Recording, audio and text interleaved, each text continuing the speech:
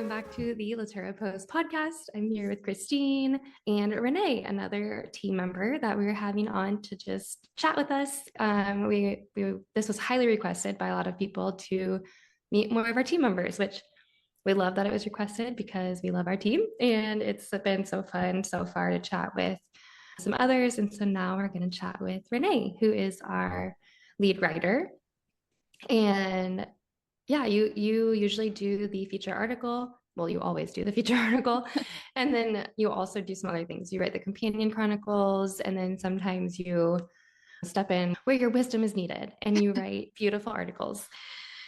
Give some context to you coming on in our team. Like when, the timeline, your background with the Lottura Post. Yeah, so Christine approached me. Well, it all kind of started with Christine and I just having a conversation just as friends. We've known each other for several years now and tend to have a lot of conversations that would be maybe considered taboo or off limits, but just exploring a lot of ideas and concepts in life that are like, hey, let's think outside the box of this topic. And so, yeah, we were just having conversations about women and about social media and about just general issues that we see just in the female space in general. And just kind of started talking, and Christine was telling me, like, I kind of had this idea about maybe starting a magazine. And then she originally asked me if I wanted to just kind of be a guest writer for it, which I was like, yes, I would love to. I have loved writing my whole life and was like, I'd love to, like, I'm wanting to get into it more now that my three girls are getting to a little bit older age where I can do that more. But then she was like, actually, can you just be the main writer for the paper? To which I was like, yes, like I don't even really have to think twice about it. So it just felt so in alignment. And so like other things in my life were really falling into place to make this happen. So um yeah, I usually always write the feature article and then companion chronicles and then Yeah, I've been friends for I don't even know how many years now. A long while. yeah. Back in Kansas City. And context to Renee and I's conversations, we very quickly learned that your typical 2-hour hangout was not good enough for us. We transitioned into full day hangouts. She would come with her girls, we'd make lunch, we'd do naps at our house, each other's houses. It was like a full day thing. I love Yeah, that. I Yeah, love that. it was great. super fun. I Wonderful. miss those days. Mhm. I know. Now we live states apart and Yeah. have to not think about it. So we just send 20-minute voice messages now these Yeah. days. Like five of them, 520. Yes. You're like, okay, here's my podcast from Renee. I love that. And that's so fun because I think as women, it's so hard to find people, like we have all dealt with that. We've all struggled with that. And I think, Christine, you're kind of the epicenter of this whole team of like the original people you brought together, connections that you had in your life and bringing them all together. And we all, I feel like, mesh pretty well. So it's so fun to have that and see that. And now that people asked us to bring team members on, we get to even chat more because we all are in different places. So this is great. This is going to be fun. Let's get into, let's recap maybe some of our last week in the Lottura space because we've had some clarifications that we've put out there. Christine, do you want to just talk about that slightly? People can go to Instagram, you can read what we've put out, but do you want to touch on that? Yeah, so this past week, we put out a few statements, a few follow-up points, just because we felt like with anything new, there's growth and there's just learning yourself. Like when you go and start something, you can't have it all figured out.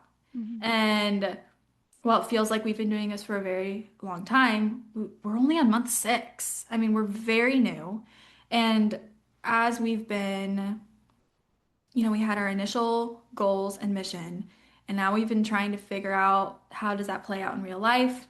And I felt like we had reached a point where we just wanted to hone in on what our actual mission and initial goals were.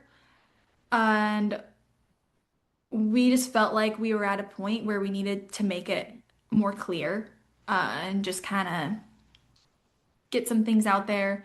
I had had a number of things weighing on me and talking to the team. I think a lot of people were in the same spot actually. And so it felt very in alignment for us to put out a statement, uh, just kind of defining like what our mission and goals are as a paper. And Renee, you and Christine were talking, and like you were kind of the one that was like, maybe we should say something Yeah. like to our audience. Hmm. Do you want to talk about why you felt that was important? I think the first thing that had me thinking about it was just how in alignment at least several of the team members were about it. Like we had all been having the same thoughts and the same feelings and the same like, hey, I think we might need to clarify some things. And so then I was like, when you have people that are unified on something like that, with something as intentional as we're wanting the post to be, I was like, I feel like it's really important to make sure that that's clear. And since our social media is meant to be just a little peek into what the newspaper actually is and what it contains, putting out something that's really clear, really straightforward, and really like, um, yeah, just not beating around the bush and being like, this is who we are. We've maybe given this impression about or maybe we were morphing into this, and that's not really who we are. And so, yeah, just bringing a lot of clarity to the space so that people aren't confused and that if they see any kind of or feel any kind of a shift in our content or some of our wording or what we're putting out, it's not surprising to anybody. It's really like, hey, we told you this was coming, and like we made this decision or Christine made this decision really intentionally. It's not something we just decided to do one day. It's like, Hmm.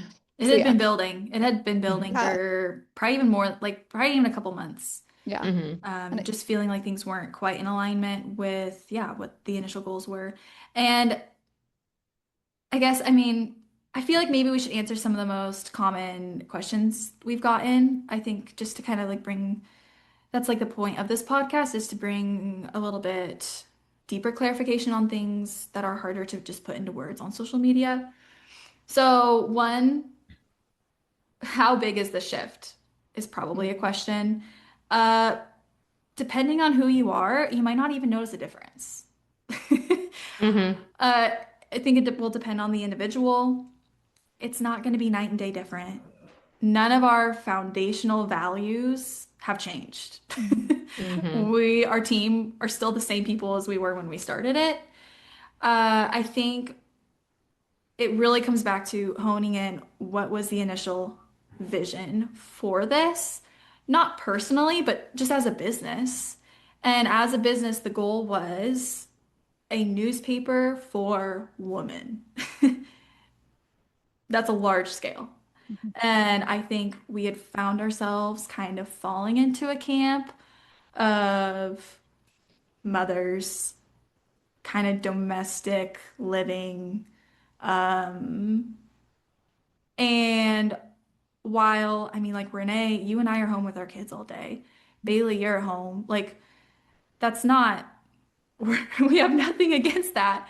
That's just not our goal if within our readership. Like, our readership, we know ranges from teenagers to 80-year-old women from all walks of life, from all around the world. And our goal is to bring all women together Mhm. in a sense of community and friendship and just drawing on that common thread that stretches from all women. Like let's like build some genuine community. And so that you have to take a broader lens to do something like that. You can't have it as honed in as maybe as we had found ourselves falling into. So we're just taking a bit of like a broader perspective for one. I think also we had kind of fallen into operating as a platform, essentially. I mean, none of us have experience in being a publication. That's a very new thing for us. We were having things submitted, we would print it, And we're like, you know what? I think to operate as a publication, you have to have a bit of a heavier hand in the editing, the writing, the directing. And that's not at all to take away voices. That's just to help refine and to help challenge our writers to write to the best of their ability. So there is just going to be a little bit more direction, us operating more as a publication. We are also just receiving a much larger volume of contribution inquiries, and so just honing in on that so that we can give our readers just like really, really top tier content. So yeah, I would say that's like one of the probably the biggest questions that we've kind of been seeing. Yeah. And one of the statements that we made is that we want to take women deeper than like the fluffy language that you kind of see a lot and really dig into some things. And so I'd love to kind of go into what that deeper means to us as the women running the publication, because that is a word that obviously gets thrown around a lot. What does that mean? Blah, blah, blah. Well, now we have one of our lead writers here to talk about maybe how that changes, maybe not changes, but what does that give you the freedom to do when you think about, okay, I can dive into some of these things. I can really dig up some different worldviews, perspectives, whatever. How do you feel like that's gonna change your writing? Or maybe it won't. I'd just love to hear your thoughts. Yeah. I think that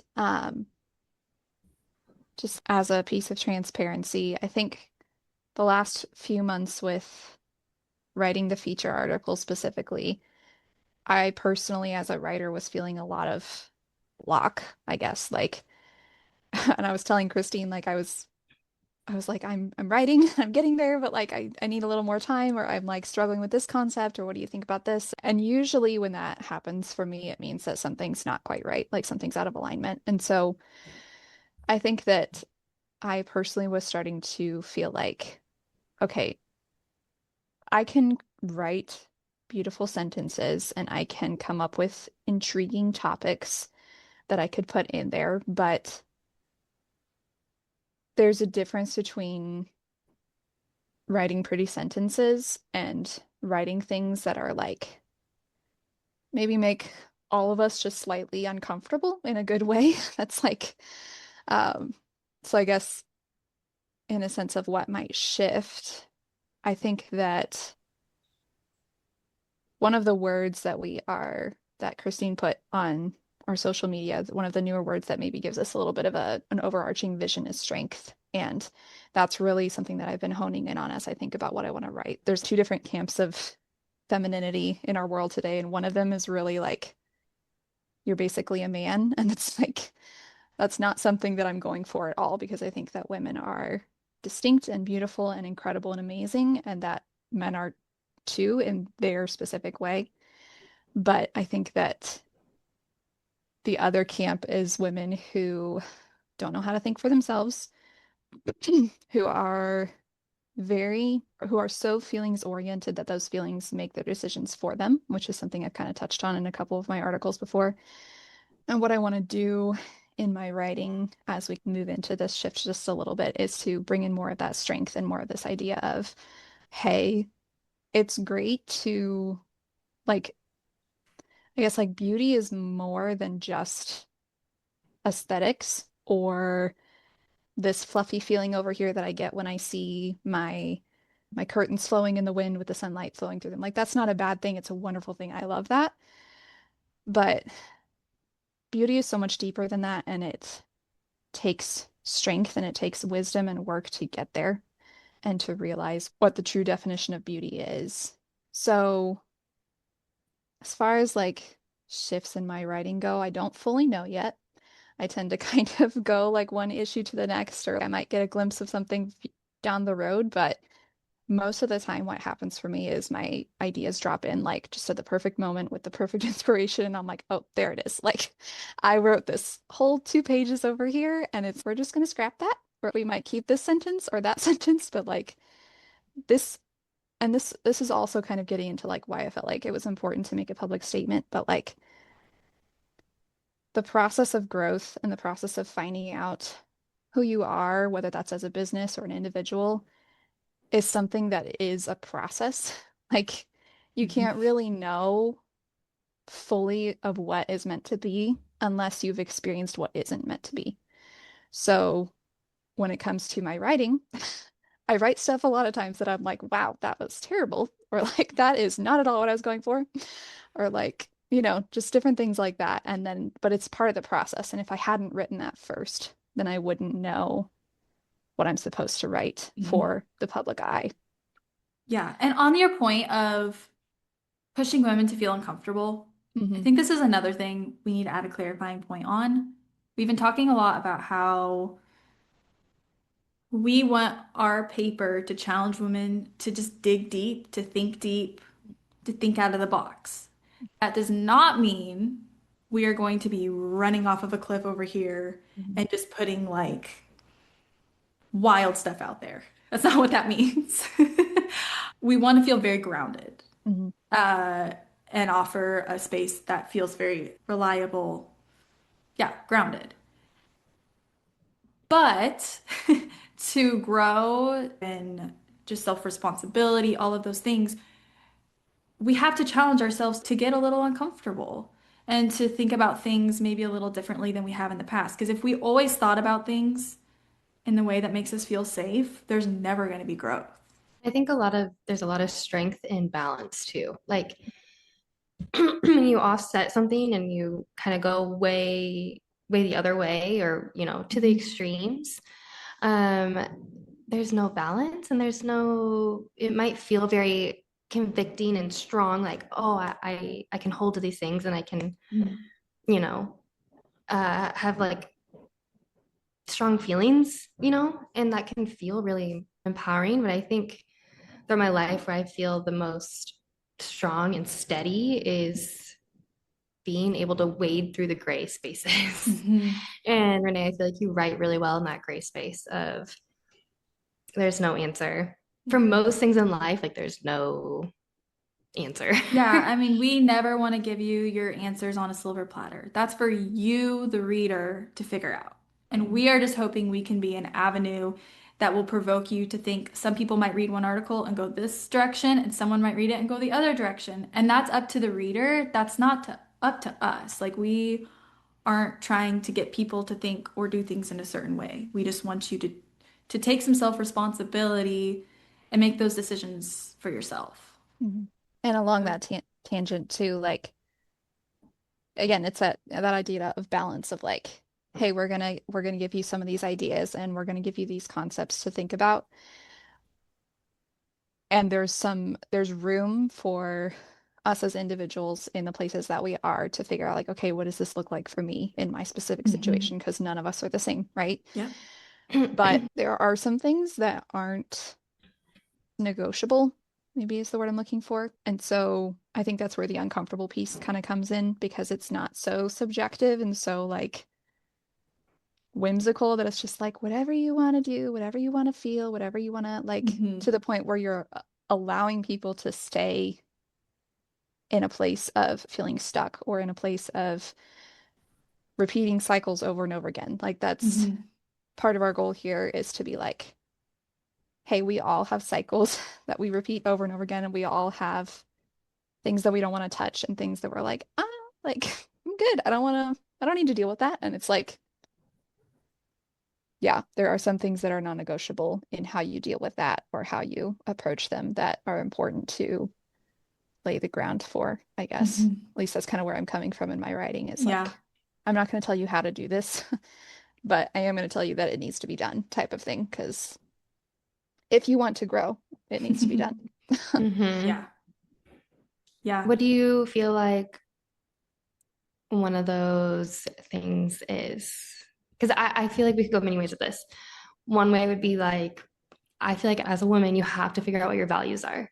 There's Mhm. no way around that. You can't steal someone. I mean, you can't just take someone else's and put them on and be like, this is what I hold valuable. And like, I think figuring out what your values are and then living in alignment with them, like, that's just one of the things you got to do. There's no way around that. But what do you see as one of those things that you kind of just got to do, if that makes sense? So I think one thing that just came to mind would be like what we've been doing with the post is this idea of purpose. We have our values, but if you don't have an overarching purpose for your life and for the things that you're choosing to do day in and day out, because I talk a lot about choices in my articles too, of like, you're not just a victim to all of your circumstances. Like you make choices that lead to XYZ. And it doesn't mean that we like hyper focus or stress out or have anxiety about our choices, but it does mean that we are stepping into a place of,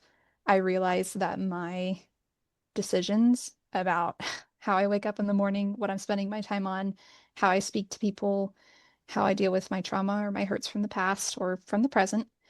I realize that all of those things are going to impact how I move forward and whether I go forward or backwards or if I stay in the same place. And so something that would be a non-negotiable is like, you do have to face the reality of what your purpose is. Do you believe that you're here for a reason? Do you believe that you're here to help somebody else's purpose, or do you believe that you're here for something unique and incredible and specific to where you're at in life and what your giftings are? So, And that whole thing ties back to our whole paper, really. Like, we want to give women the freedom to explore themselves too. And we got a message about that recently, Christine, like the gal that said, like, I'm learning more about who or I'm feeling more free to be myself, something like that. Yeah, to not operate under this facade of my Instagram self, to actually Yes. operate as my real self, is essentially what she said. Yeah. And I think that's what is so cool about this paper.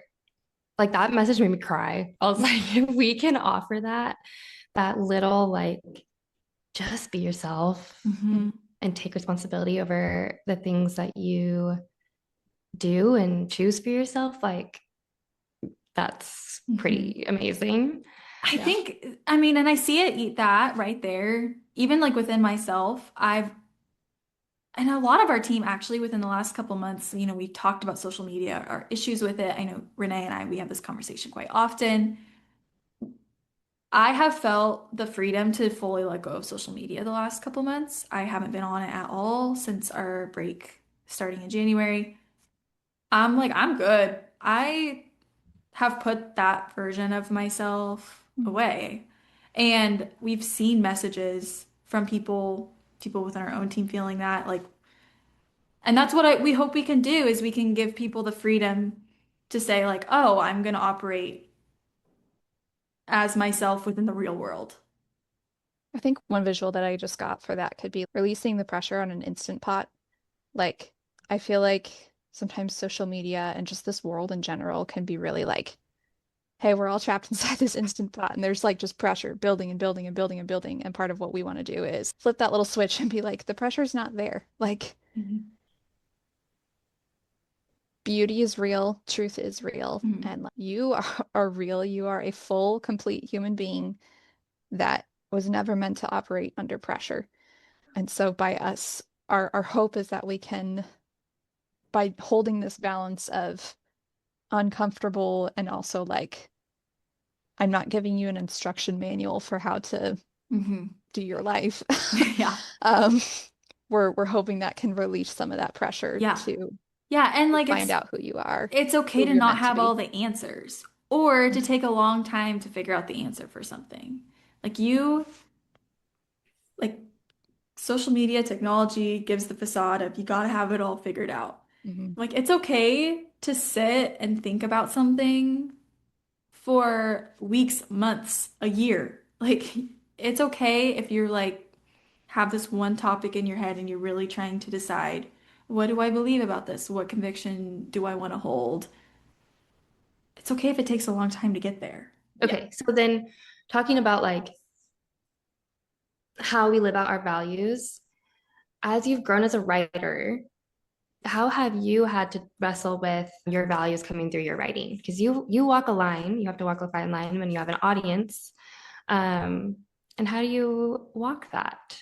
I think it's again, I'm going to use the word balance because I am a human being who has convictions and who has beliefs and who has things that I'm learning and growing into.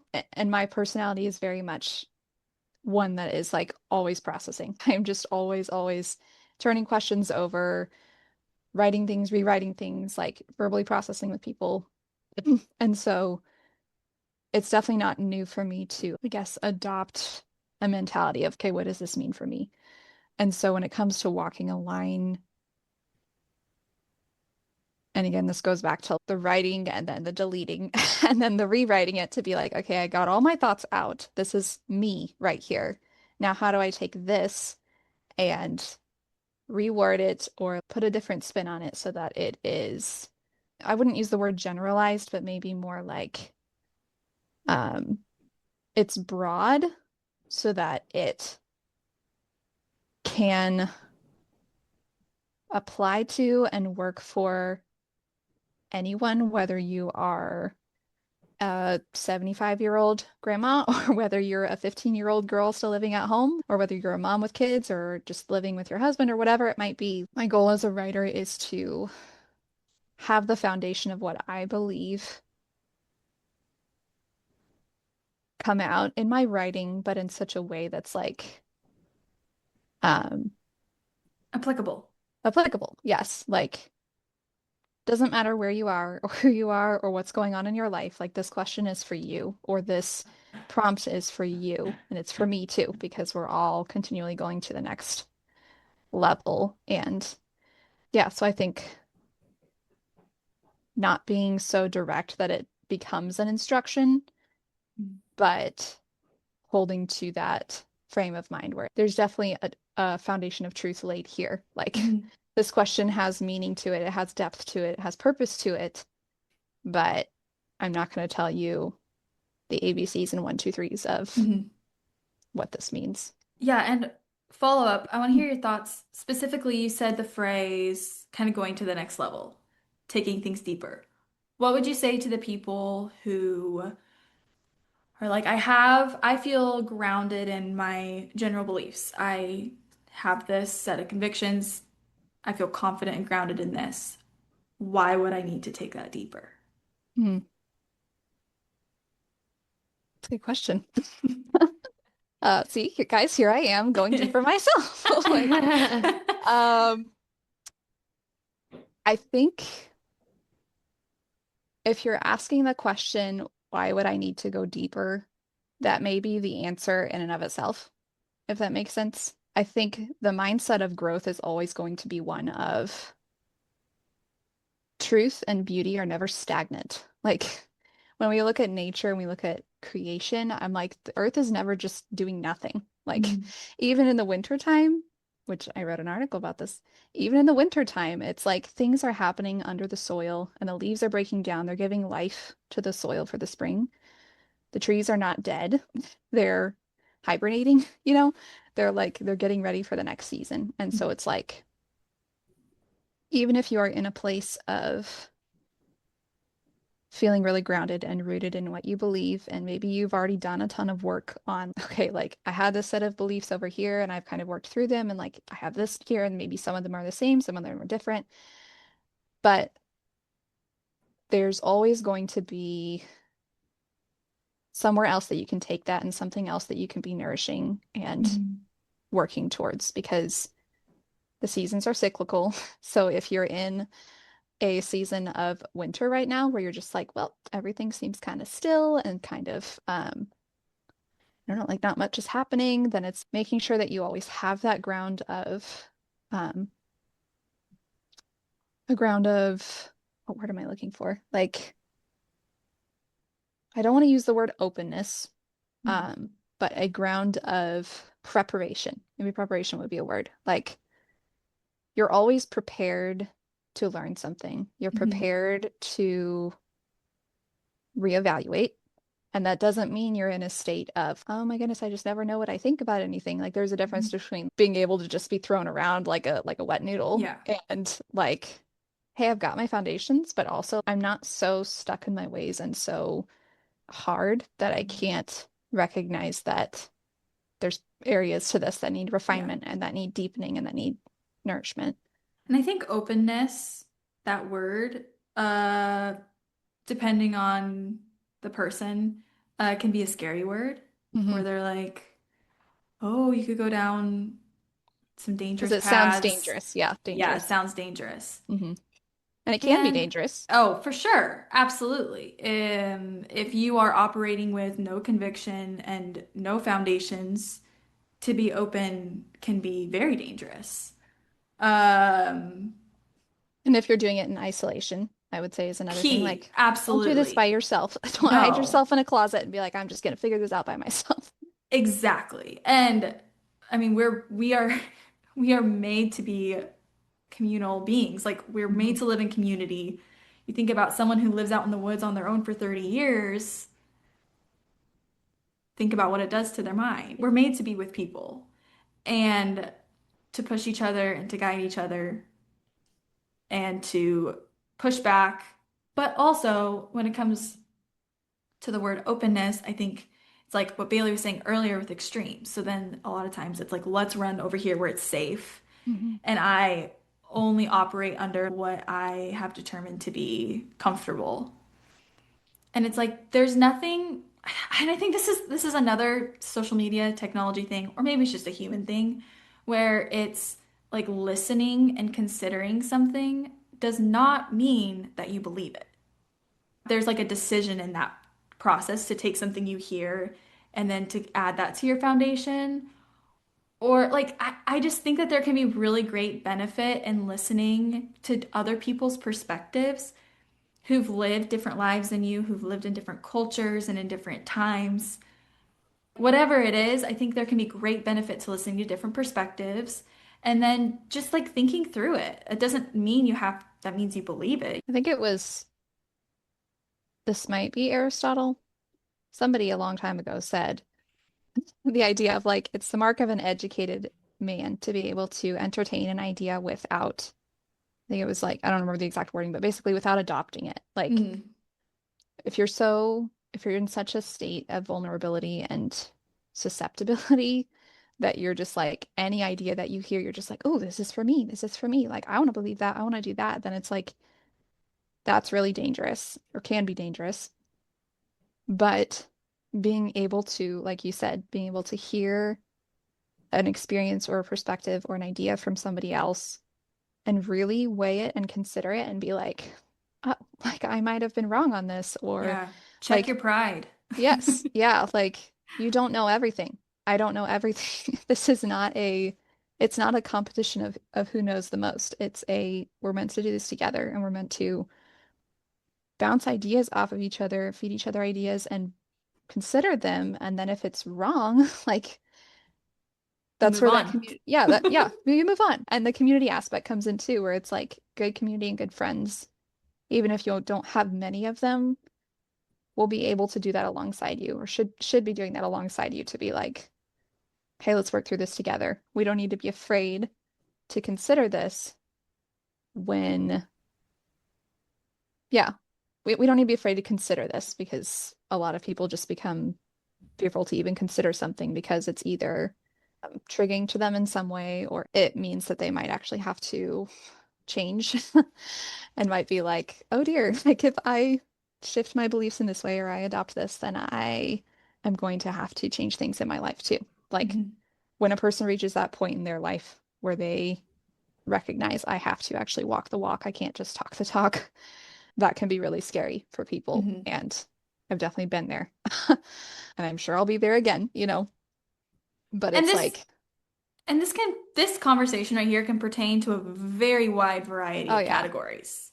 I yeah, it could mean, be so many things. right. I mean, yeah, I mean, we don't even have to list them. Like, it can be something super mundane, little over here, or it could be your entire belief system. Like, Hmm. there's a whole spectrum. We're not targeting any one category. Yeah, there's been so many little things that my husband and I have very different brains that function very differently, but it's been really good for me because he's like, hey, why don't you try making spaghetti this way instead? And when we first got married, I was like, no. I was like, I don't do it that way. And then I realized I was like, oh my goodness, it's actually better. He was right. And like, this is way more efficient. It's way more delicious, whatever. it might be. It's like it could be something as simple as that, but it's like every step that you take toward making a choice of intentionality and willingness to grow and change is only going to help both yourself and your house and your children and your just other relationships. Like, yeah, it's can be scary, but it's really good, really I healthy. think, yeah. And I think, we could connect everything back to social media, but I'm gonna do it again because it is such like a hot topic for our generation, especially. But I see a lot of people take a stance on social media and then it's hard for them to walk it back because they have put that out there for everyone to see. And if there's one thing I could encourage younger people to do not put your stances on social media because it allows you to walk it back. I have done so many things in my life. Especially like with my family, I consider them a pretty safe practice ground for walking things back because I have taken hard stances in my life. And 2 years later, I'm like, oh, actually, I don't believe that anymore. I don't fall into that anymore. But it was easy to like walk back down that hill because the only people I told were my family. Mhm.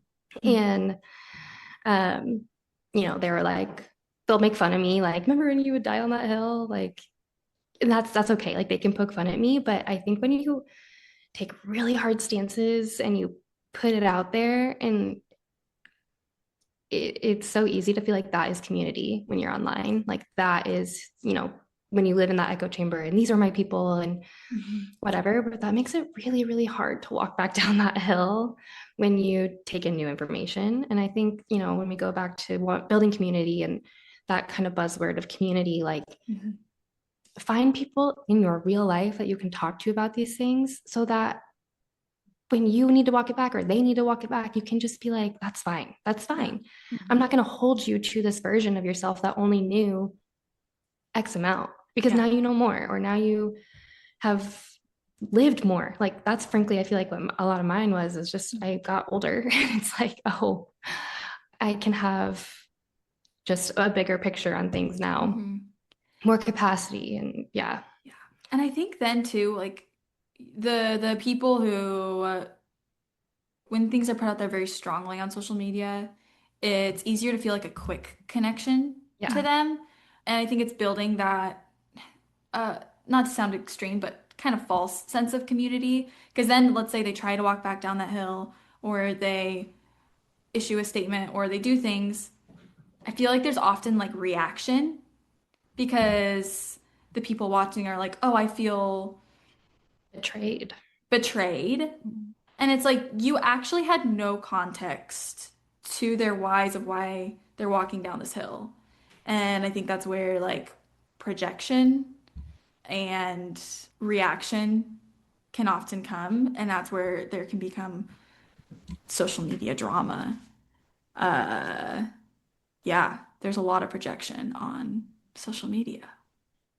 And I think that betrayal comes because maybe there wasn't ever that moment where someone took responsibility over that belief. And so if they were just like kind of leaning on someone else and then they walk it back, that betrayal is a real feeling because you put a lot in them. And I think what we're trying to do with the paper is like give you something to stand on it for yourself and own it, own it.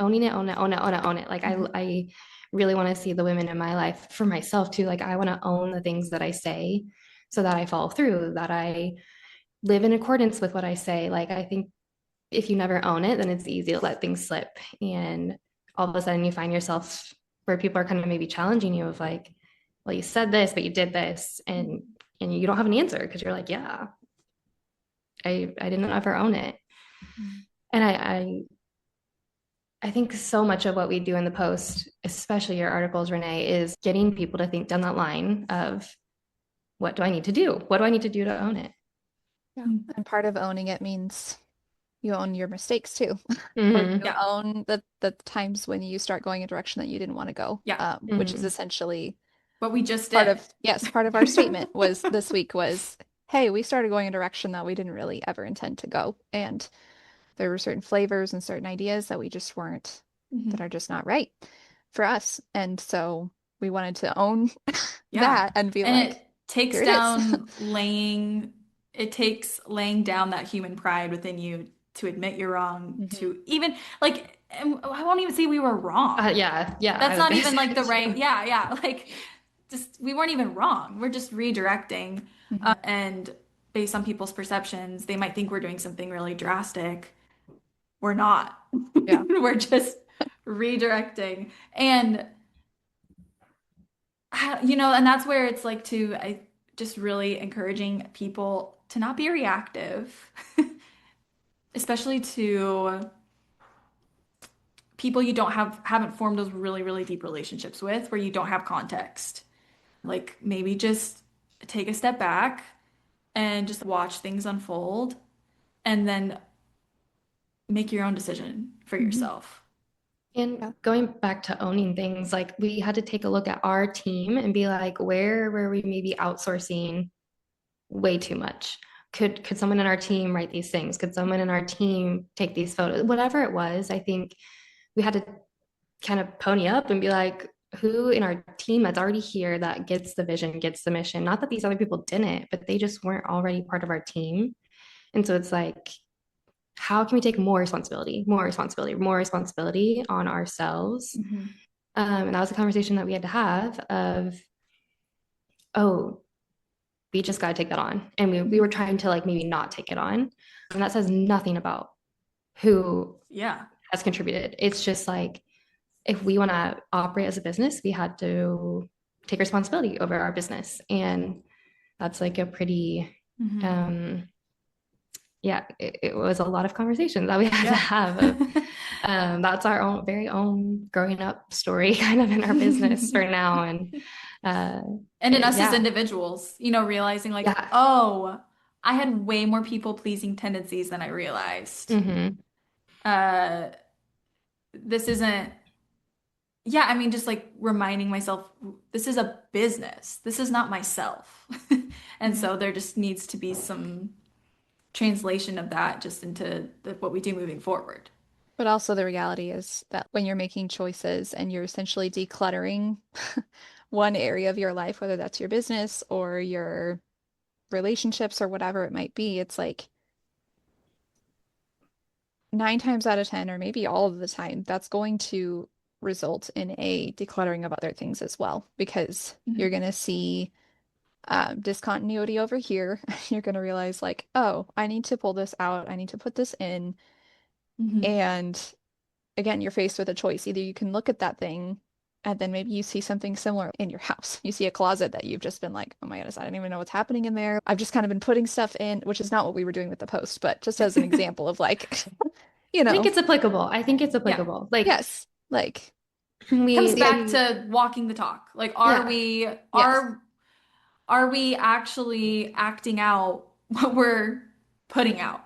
yeah, because you can make choices and you can say stuff on your social media or in your business or whatever, but if your life doesn't look like that, the There needs idea to be of some deep self-reflection. the idea of hypocrisy is like it's a big topic that I'm deeply passionate about. And I'm just like, if you're going to say something in one area of your life, or you're going to say that you like this, or you love this, or you believe that, you better make sure it lines up with all the Mhm. areas of your life. You're not to let this area and this area have excuses and Mhm. be little victims over here while you present this unified and wonderful, like Mhm. whatever it might be over here. Like, Yeah. And you it better be doesn't consistent. it doesn't matter what your social media little community thinks Yeah. about you. It matters about what's your perception in the real world, like your family, your friends, like what's the legacy you're building, which is Hmm. something we keep coming back to is it's if you want to have a legacy when you're 80 that is honored and respected, those are things you have to start doing now. Hmm. And like the closest mirror you have is your family or your very close friends. I think about the idea of the mirror a lot. Same with like a vortex. Like a Mhm. vortex can bring structure. I don't know if Mhm. anyone has ever heard of structured water, but it's through a vortex that it structures, or it can destroy like a tornado. And I just think of women as that vortex that kind of like Mm. you really are, you can destroy or you can bring structure, and a lot of it is so within your control. Yeah. I think about that a lot, and I'm sure Yeah. it's just fun to like when you realize that you have all that power, like what you do with it is of great Yeah. importance. And when you come to the realization that you have that much power over your environment, I think a lot of people fairly get like scared. Like that's a scary thing. That's where people fall into fear, fear of living, fear of self, all of these things. And it's like that's actually incredible. Like when you just take the moment to be like, I need to have self-responsibility and I can change my entire environment. That is it's just incredible. And yes, we are not perfect individuals. There's going to be times of failure. But like we've said, you can always redirect. You can always say, I was wrong. You can walk back up that hill. You can readjust. We're never, there's always room for growth, no matter what.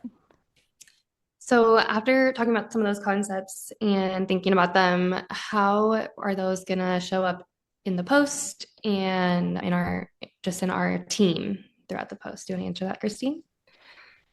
Yeah, I mean, I think a lot of that we're still actively navigating. We've been having lots of conversations lately of what's just like our long-term vision, not just thinking so like right now, but what's like our long term.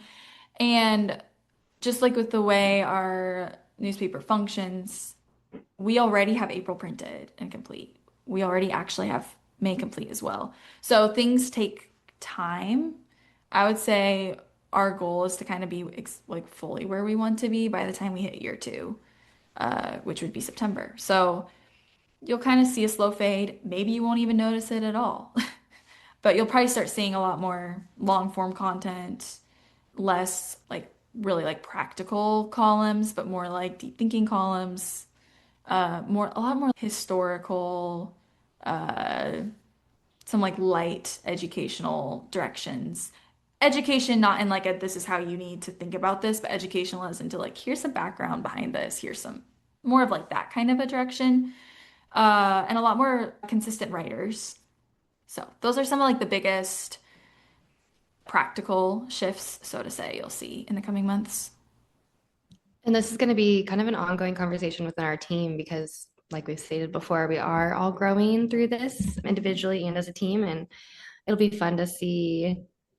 And I think it's great that we have so many women who are committed to our values because we get to help keep each other on track. We get to help hold each other accountable. And so hopefully you'll just see a refinement of who we are as a business and as the post. And yeah. So we're going to kind of wrap it up now. Any last thoughts from either of you? I think I just want to say at least our goal is the things we're always holding ourselves to is we never want to tell people how to think or what to think, which is why we think our paper is applicable to all women. And we just do ask our readers to, like, if you have questions about our newspaper and what it is, buy a copy, hold it in hand, and read it, and make the decision for yourself. Because we can't give you the answer because we don't have any context for your life or what you're currently walking through. And yeah. And you can currently, our special edition for April is still available to purchase as a single issue, or if you purchase a subscription, that will be your first issue that you receive. And there are multiple options on the website. You can also just pay for a single issue for the next couple months if you want to just check it out. But yeah, that is the best way to get to know us, know who we are, get to know what we're doing, read our articles, get to know our writers, get to know our team. The paper is where it all lives and where we want it to all live. This is more so just to get to know some of the behind the scenes, the inner workings of the post and get to see our faces, hear our voices, because yeah, we do get questions and we want to answer them and we want to be available to our readers because you guys mean so much to us and you're why we do what we do.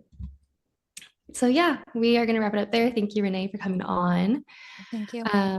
We'll see It's you always again. fun. We'll do this Yeah. again. Yeah. Let us know if you have any questions for any of us in the comments.